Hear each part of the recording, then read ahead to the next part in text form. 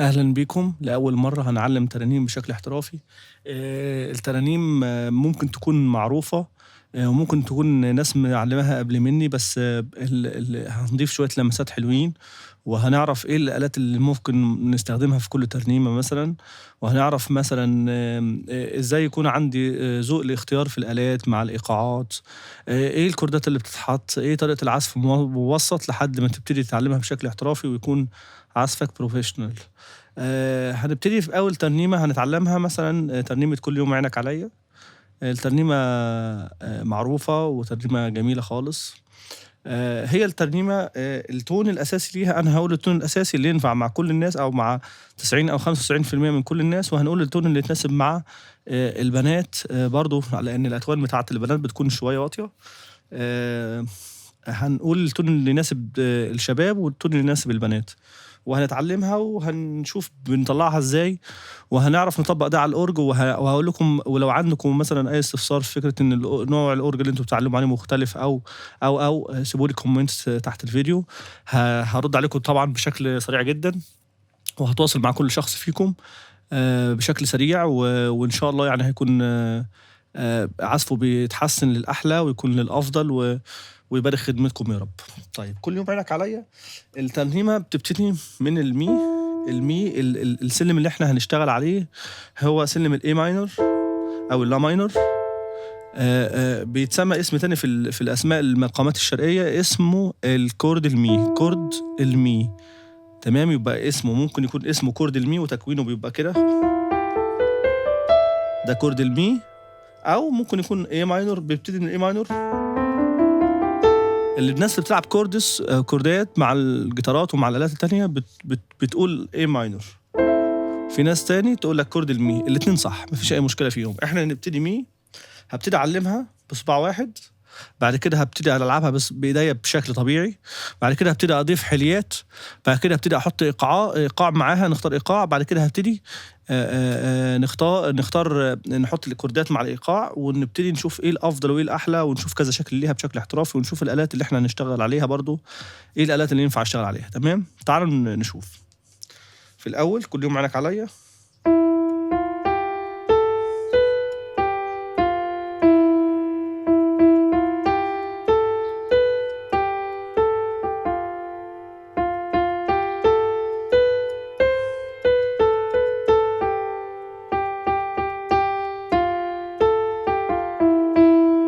ده العدد.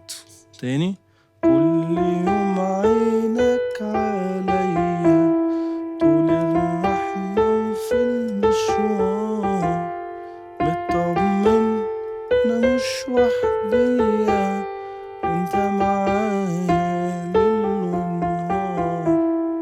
تمام، ده العدد. القرار،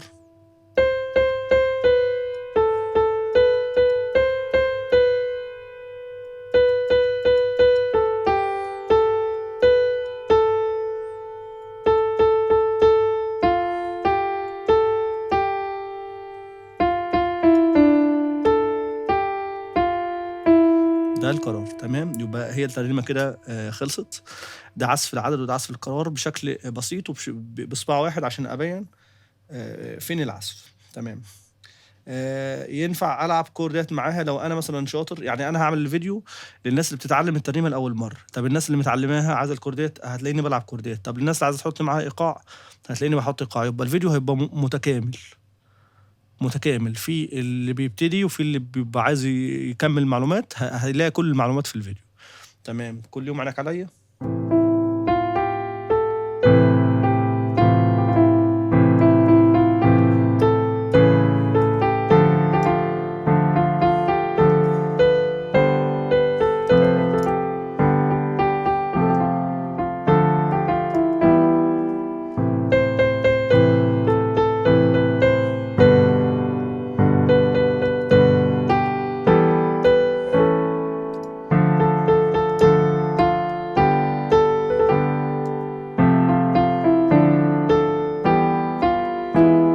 ده شكل كوردات بسيط برضه مش احترافي للناس اللي عايزة تحط لأول مرة كورد. تمام. لو أنا هالعبها مثلًا بحليات هتبقى مثلًا كده.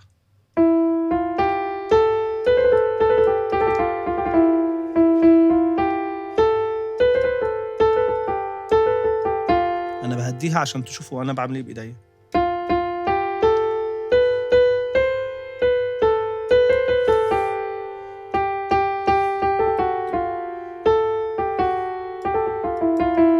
ده شكل تاني للحليات يعني، نفس الطريقة بس أنا ضفت نغمات كتيرة.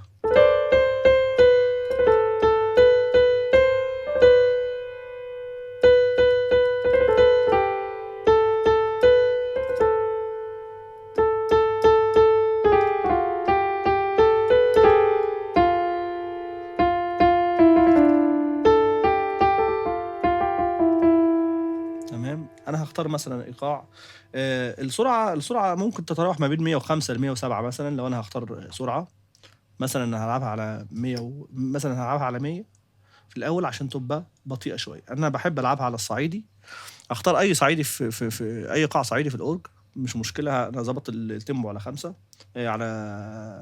على 100 سوري. وهابتدي هالعبها، هاختار إيه أصوات مثلًا معاها. أنا هاتكلم عن ذوقي في الأول وبعد كده ينفع أغيّر. أنا باحب أشتغل بالقانون، وفي القرار بالعب بالوتريات أو الstrings. تمام، هابتديها مثلًا عشان أبتدي أعزف مع المرنم أو أخلّي المرنم يدخل وأنا أعزف له، لازم أعمل له intro. الintro ده اللي هو بداية المزيكا. طيب الintro هيكون إيه في الترنيمة؟ الintro هيخش فيه بالعزف اللي هو عكس المرنم. يعني إيه عكس المرنم؟ يعني المرنم هيخش إيه؟ هيخش كل يوم عينك عليَّ، يبقى إحنا هنعزف أنا ما ليش غير أحضانك، هنعزف القرار، نخلّص القرار أوتوماتيكيًا هو بيخش على كل يوم عينك عليَّ. هنعزفها إزاي؟ أنا هاهدّي السرعة تاني عن 100، هاخلّيها مثلًا 90 عشان تبقى بطيئة من ناحية إيدي. تمام، وهنا هاحط الكوردات. ممكن تركّز في الأول مع إيدي اليمين وبعد كده باركّز بعدين في الكوردات. الفيديو موجود واسمعه براحتك وعيده براحتك تاني وعيش حياتك معاه. تمام، أنا هابتدي هاعزف.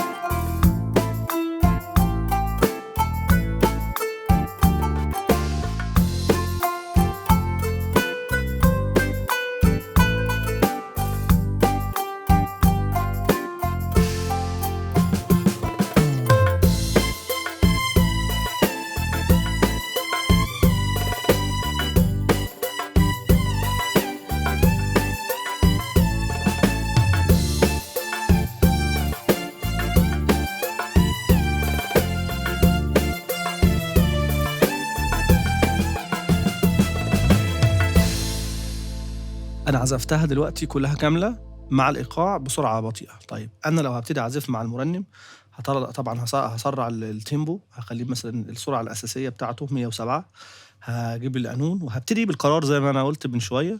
هابتدي أعزف القرار، أخلّص القرار المرنم يبتدي يخش. يعني أنا الintro بتاعي هيكون من القرار. هابتدي أجرّب على الصعيدي برضه.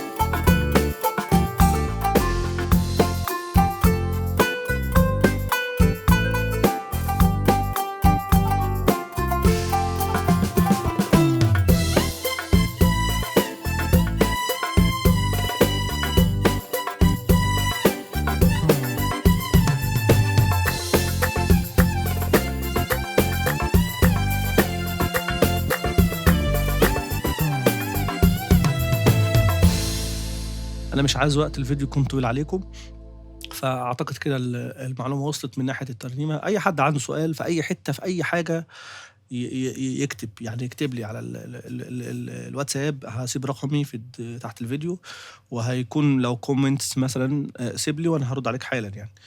تمام. طيب لو إحنا مثلًا هنعزفها لتون بنت، البنت اللي هترنمها، إحنا دلوقتي هنغيّر الtempo، هنغيّر التون.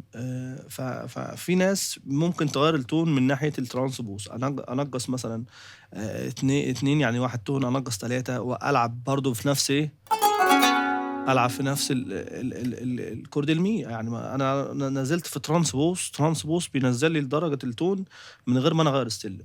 في ناس بتعمل كده، ما أقدرش أقول صح وما أقدرش أقول غلط، يعني في ناس بتقول لك هي تون أساسي مثلًا كورد المي، أنا إيديّا خدت على كورد المي خلاص، أنا لمّا هالعبها من المي لمّا حد بيكون مثلًا عايزني هانزّلها له من الtranspose. في ناس بتقول لك لأ، أنا هالعبها مثلًا كورد الري، من كورد المي أنزل لتحت بكورد المي، بدل ما بدايتها هتكون مي، بدايتها هتكون ري. كده أنا نزلت درجة كاملة، 1 تون، تمام. لو أنتم مش فاهمين إيه 1 تون وإيه درجة كاملة والحاجات دي يعني مثلًا، نعمل حصة للأساسيات، تمام. بس أنا باتكلم في فكرة إنه في ناس خلاص عايزة تتعلم الترانيم بشكل احترافي، فاهمينّي؟ لكن لو أنتم أساسًا مش فاهمين الحاجات دي، أنا أعمل حصة مخصوص للأساسيات. تمام. أنا هالعبها مثلًا كورد المي، في بنات هتقدر تقول على كورد المي، وفي بنات هتقدر تقول على كورد المي بيمول أو الدو دييز، مش مشكلة، أو في ناس بتقول على كورد الدو، فاهمين؟ أنا مثلًا لو هالعبها على كورد المي هتبقى كده.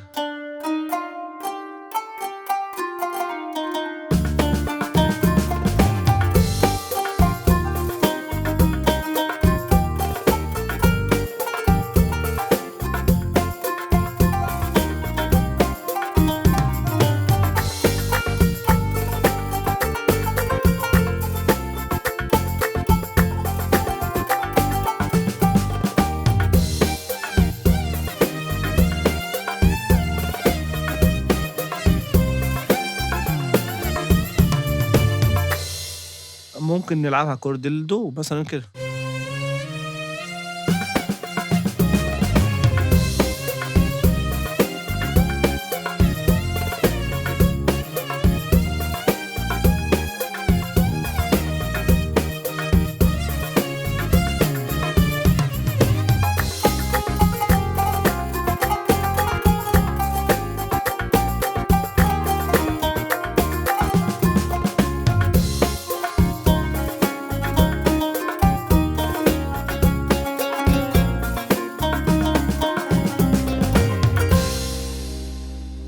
دول 3 درجات، بس طبعًا الدرجة الأساسية اللي رنّم عليها المرنم الأساسي كانت من كورد المي. بس إحنا بنعمل مثلًا درجتين تانيين للناس اللي مثلًا أتوانها واطية، أو البنات اللي بيرنّموا من أتوان واطية، أو الناس اللي بترنّم بتون واطي علشان ما تجرحش صوتها. تمام. دي كده الترنيمة كده أعتقد إنها خلصت. طبعًا ممكن أكون نسيت حاجة، أو مثلًا في حد عايز يسأل في حاجة، ما تترددوش إن أنتم تكتبوا لي على الفيديو، وأنا هارُد عليكم صدقوني. آآ وأنا هارُد عليكم في أقرب وقت ممكن وأسرع وقت. كل التوفيق وكل النجاح إن شاء الله. سلام.